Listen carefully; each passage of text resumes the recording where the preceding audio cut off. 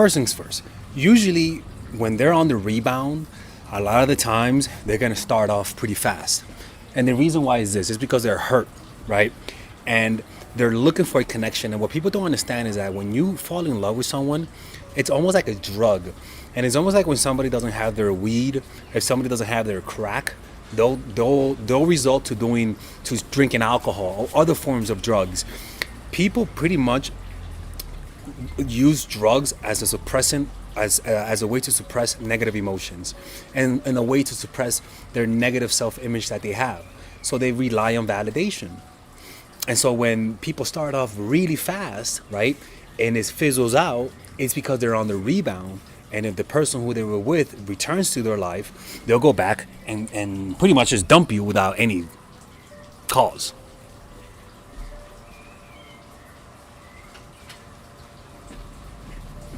Right? And this happened to me where I was dating this one girl, and yeah, she just got cheated on by her ex. A month later, she met me.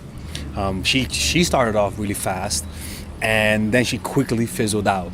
And the reason why was because she just needed validation from somebody that looked like her ex. I remember one time I legit got over an ex because the girl that I was with kind of looked like my ex from an above angle. I was like sleeping on her lap, and when I looked up, I was like, holy fuck, it's her. And ever since then, I got over it. It was the weirdest thing, right? So it's very similar to that. When people are on the rebound, you'll see it in their eyes. They're very romantic. They want romanticism, intense romanticism. And usually it's because it's almost like when your dog dies, right? If your dog dies, a lot of people buy a dog that looks similar to the other dog, and the dog is like, woof, woof, why the fuck does this person like me so much, right? Well, it's because they're on the rebound, emotional rebounding. And usually those things fizzle out pretty fast, right? And it's because of this, the second reason. And by the way, anytime somebody tries to start strong, tell them to slow their hot ass down. Tell them to slow the fuck down. If you tell them to slow down, you'll be able to see, one, their reaction and see their intention, and two, it'll give you power. Like, it'll just give you power. And when I mean power, I mean this. It'll give you leverage. It'll give you the ability to show it, to be needy. Like, honestly, like you're gonna be able to even do things that you usually can't do because it looks needy, simply because you told them to slow down. You gain power by slowing things down, right? Slowing things down is pretty much it shows that you have control over the pace, right? Now the next one is projection. The first one was the fact that maybe they need a romanticism to feel good about themselves, and they're using you for it, right? But the second one is that it's very similar. It's a projection. So maybe you remind them of an ex. That's one thing. Or maybe you remind them of a father figure, mother figure, right? Or maybe you remind them of somebody that played them. Maybe you remind them of a comforting figure. The point is that when there's a projecting mechanism, people start off pretty intensely. Like, it's just how that works, right? And the way that you know it is because they're sort of treating you in a way, and you sort of feel the pressure, right? They put you, if maybe if the woman never had a dad, the woman will start to act like a little girl around you, right? And this also happens with guys, where if a guy didn't have a strong motherly figure who comforted him, a lot of times these guys will be attracted to women who are cold, right? Because the coldness reflects and reminds them of the coldness of their mother or father, right? And so they'll want to win you over in an unconscious way to make up for the lack of love they got, or the lack of winning over the love of their parents, right? And so projecting mechanism is the fact that you just remind them of someone. It's almost like when people are at war, and let's just say you're white and I'm black, and you're at war with the blacks, right? Right? He admitted he's black. Yeah, I know.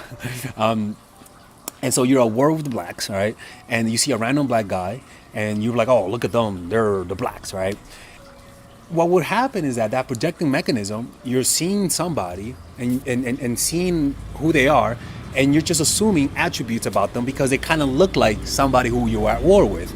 That looking like isn't just looking like them. It could be that you behave like them, you dress like them, or you have an attitude like them, or you make them feel a certain way that reminds them of someone, right? So that's one thing. projecting, and usually the projections tend to get less intensified the more they know you. People use this as a strategy to get people to fall in love, and the way that this works is that you keep them at a distance, but if you allow them to get close to you, what will happen is that they're gonna get disappointed because they never really were interacting with you. They were interacting with a mirage, and what will happen is that those people will lose interest once they really get to know who you are, and then they'll bounce from person to person, whoever can activate this projecting mechanism, and they'll never truly find someone. The next one is thrill seekers, people who seek dopamine. And these people, they're very excited to see you. Once you validate them, they leave. These people are thrill seekers, people who can never stay still, people who need constant validation, constant stimuli. You'll be able to know who these people are a lot of the times because they may have some history of addiction. They may have some history of not being able to control their impulse. They're bad with managing their money. This is not all the time, but thrill seekers a lot of the times usually love hard and leave hard, right? Now the next one is narcissistic love bombers, right? Fucking kamikaze motherfuckers. And these guys and women, I've met them too. These people, they don't give a fuck about you. They will love bomb you. They'll tell you everything you want to hear. Stay away from people like that. Anytime somebody starts to express to you how they feel too fast, too soon, too intensely, and do not misinterpret that as confidence, okay? Because if he or she was ugly, you'd be like, oh, this person's creepy, okay? No, this is inappropriate. Somebody tries to love bomb you, what they're trying to do is to get you to fall in love, or they're either trying to get you to fall in love or they're just trying to fuck with you. Same shit. Right? And these love bombers, they're everywhere. How do you know them? Because they start off too strong. They start complimenting you too fast. They start talking about the future. They start telling you how you're the perfect person. They start giving you gifts. They start trying to flatter you and going above and beyond. They literally try to skip certain steps in the relationship. They text you a lot, good morning, and all that kind of stuff. Usually the way relationships work is that it starts off slow and speeds up and gains unstoppable momentum. Usually anything that's worthwhile in nature starts off slow and gets stronger over time. The perfect example is humans. We have the longest incubation period and longest period of dependency. After that, I believe it's chimps or monkeys. But if you notice, the most intelligent creatures usually have the slower start, right? So usually the best relationships have the slower start. The most toxic ones have the faster start. So let's just put that as one of those rules. Slow them the fuck down if you want this relationship to work, right? And if they're really a narcissist and you try to slow them down, you'll see it in their face. They get mad.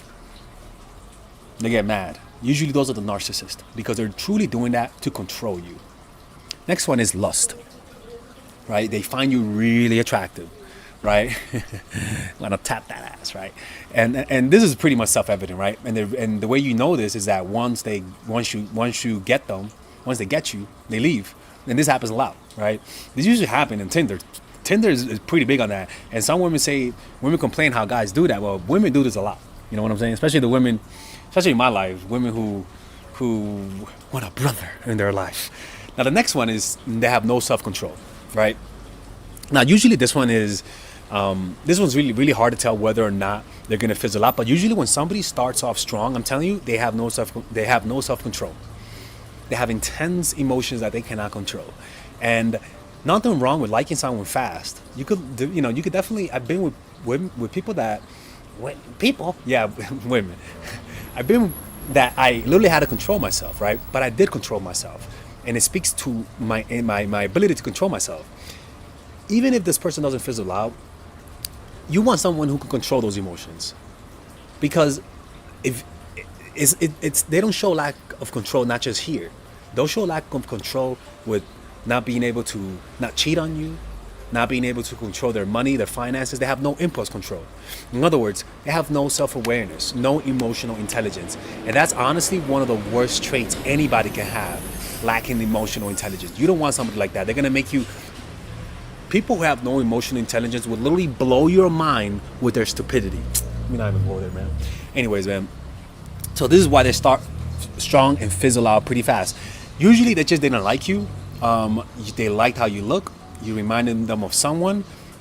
You know, you created a projecting mechanism, They love new things, and just like a child who plays with his toys on Christmas and doesn't play with them the next day. That's what usually happens. A lot of times they're narcissists who love bombs, right? A lot of times they have just a lot of lust for you, looking good, and then they just have no self-control, you know. And it's always best to deal with these people by telling them, hey, slow your hot ass down, all right? I'm gonna be here. I would prefer if we just take this one step at a time. And you could tell so much about them based on how they react to that proposition. Okay? Anyways, hopefully you guys enjoyed this video.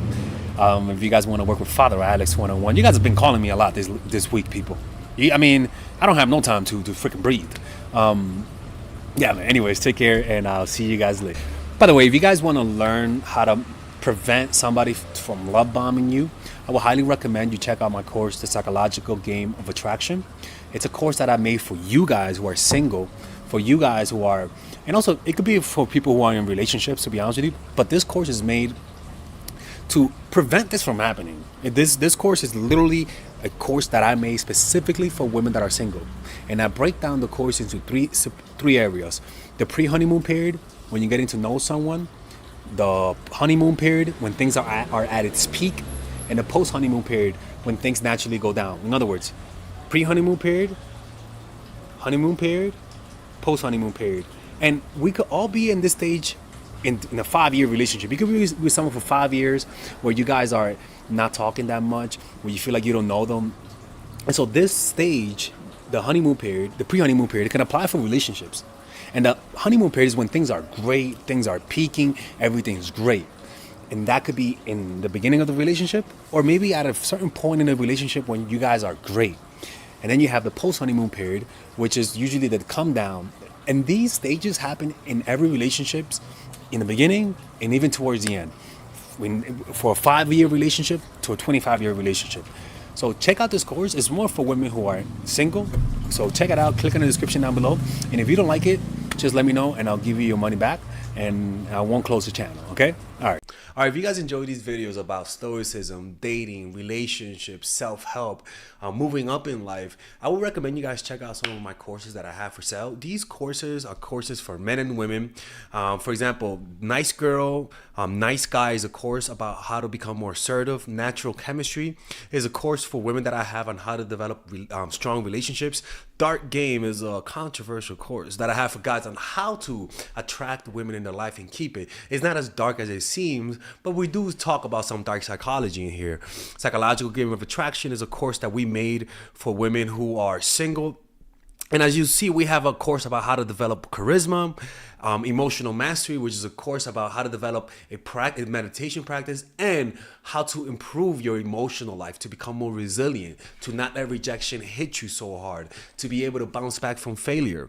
I have a course called Nice Guy, which is a course for guys who are single and guys who want to be able to develop more assertiveness training, right? Most of these courses come at $99. And there you can also purchase the bundle where you guys can purchase all of the courses in one go at a discounted rate, right? We have a bundle for women and a bundle for men. So click in the description down below to check them out. You can browse around and see the courses that you like. And if you don't like them, you guys can ask for a 30-day money-back guarantee, and I'll give you guys the money back, okay? And in fact, we actually have a new one for women right now we're developing. It's called The Feminine Woman. So if you're a woman watching, this course is specifically to help women become more feminine, to embrace their feminine while embracing their masculine energy. And I'm actually going to make a course for that, like that for men, which is called a Masculine Man, which is a course on how to develop masculinity and develop masculine energy, to attract women in your life, to attract business success in your life, to be able to be better socializing, to read people better. It's truly an all-around course. So if you guys want to check out those courses, click on the description down below where it says purchase the courses, and I'll see you guys inside. Bye-bye.